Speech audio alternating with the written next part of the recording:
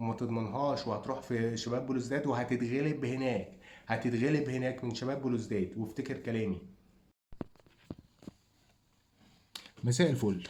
اعتقد انك شفت وانك عرفت ان احنا ناس مش هواة في عالم التحليل. احنا بنعرف نحلل احسن وبنفهم اكتر من كل اللي بيطلعوا في الميديا دول وبيطلعوا في التلفزيون وبيتكلم على تاكتكس النادي الاهلي ولاعيبه النادي الاهلي واداره النادي الاهلي وفريق النادي الاهلي وكل الجماعه دي. شويه لعيبه انا اسف جايه ملبسينها تيشيرتات حمراء وبس كده، لكن اللعيبه عاديه جدا، لعيبة مستواها نزل، لعيبة شبعت فلوس وبطولات وشهرة وحاجات كتير. لومن في المقام الأول مش على اللعيبة ولا برضه على المدير الفني، بالرغم المدير الفني خلاص شطب، هو المدير الفني شطب تمام، لكن لومي في المقام الأول على إدارة النادي الأهلي، أو بمعنى صح كابتن محمود الخطيب اللي هو منشو بتاع النادي الأهلي اللي بيعمل كل حاجة وبيدخل في كل حاجة وبياخد قرارات في كل حاجة وبيحسم كل حاجة وبيرمي 50 مليون جنيه لنادي الاسماعيلي في صفقة فاشلة زي بتاعت عمر الساعي اللي احنا ما نعرفش هو جه ليه ولا بيلعب ايه ولا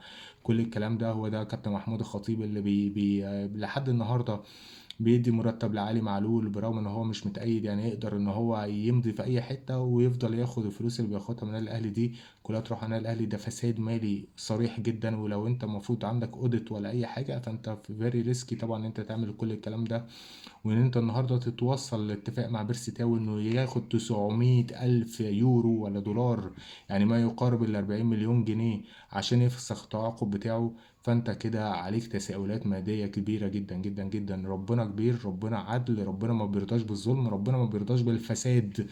يا نادي الفساد خلاص تمام، يا إدارة ضعيفة، يا إدارة بخيلة، يا مدير فني جبان، يا لاعيبة فشلة.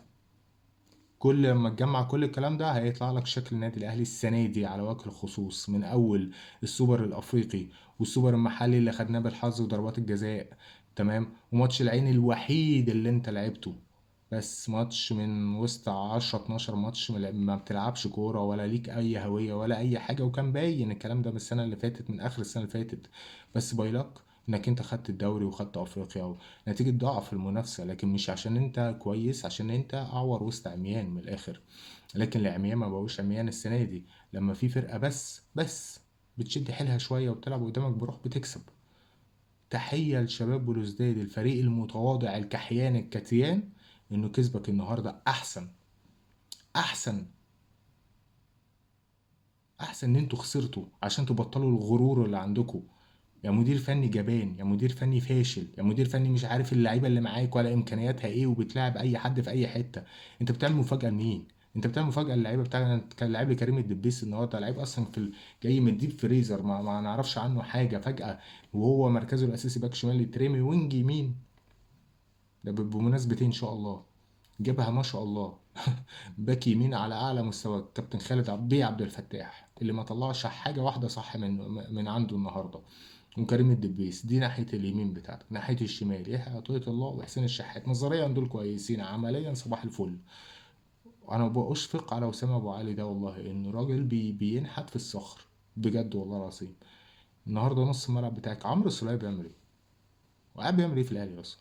يعني خلاص، لعيب خد بطولات شبع، لعيب كبير على راسي من فوق، مش انا اللي هاجي اقيمه، بس خلاص كيرفو نازل.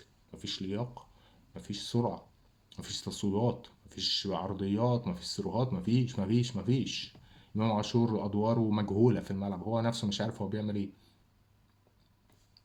فاحنا باي منطق جايين نكسب النهارده وللدقيقه 75 جايين بعد كده نعمل تغييرات؟ يا جماعة ما مش منطق ومش فرقة هتكسب النهاردة. وده انا قلت لك كده، قلت لك من ماتش شباب بلوزداد هنا، قلت لك احنا بنعمل ايه؟ احنا بنروح نضرب على ايه؟ احنا يعني احنا ايه فكرتنا؟ والناس فرحانة و6 واحد وريمونتادا وصالحنا الجماهير وبتاع كل الكلام ده. ماتش مصر قلت لك احنا وحشين. ماتش انبي خلاص انا ما طلعتش، انا مش هضيع وقت في ان انا اتكلم، لان انا كان عندي حاجات اهم من ان انا اتكلم على الاهلي. ولو كنت اتكلمت بعد ماتش انبي كان زماني زعلت ناس كتير جدا.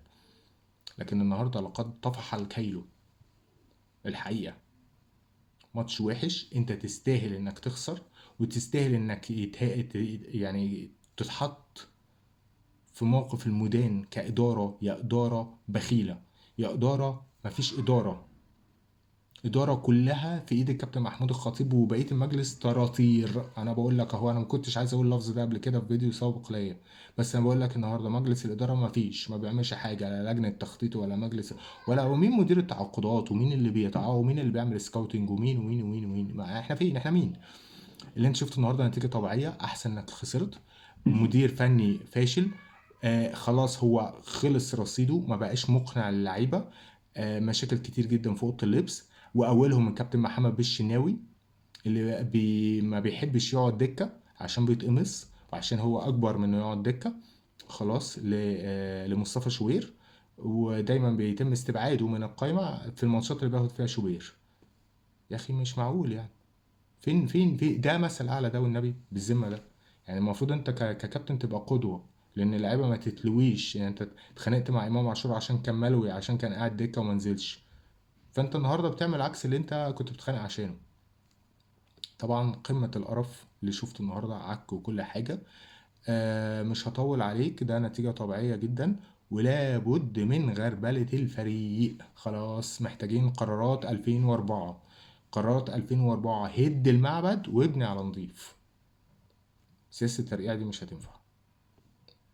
ما عنديش حاجة أقولها. آسف لو كنت غلطت في حد، ولكن أنا بكن كل احترام لكل الناس، ولكن أنا بنتقد شغل، بنتقد شغل، واللي غلط بقول عليه غلط. ولو أنا بغلط في ذمة حد، فأنتوا اللي حطيتوا نفسكم في موضع الشك ده. شكرا، السلام عليكم.